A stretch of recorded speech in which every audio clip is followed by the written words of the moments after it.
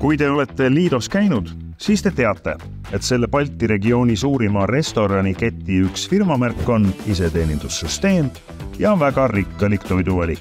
Kokku ligi 200 erinevat toiduainet. Siin on siis valik puked, salatid, siit me liigume edasi. Siit jõuame nüüd salatibaari. Siin on sul kindel valik, kas sa võtad väikse või suure talgriku, mis on ära hinnastatud. On jah, meil kliente, kes suudavad endale kokku ehitada sellise korraliku salatibaari. Isegi kui see on väga tervislik, siis selle ärasöömine on ka ühe inimese jaoks liiga palju. Lühidalt, Lidol on mure. Inimesed võtavad nende restoranis liiga suured portsud, söövad end üle ja viskavad kalli toidu ära.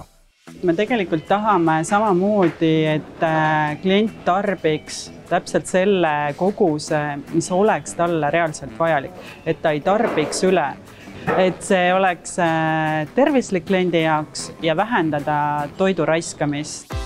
Kui sina tead, kuidas muuta 30 aastat töötanud süsteemi nii, et ühelt poolt motiveerida inimesi sööma vähe, targemalt ja tervislikumalt, aga teiselt poolt ei kaotaks ka ettevõte, siis tule hackathonile Lido meeskonda.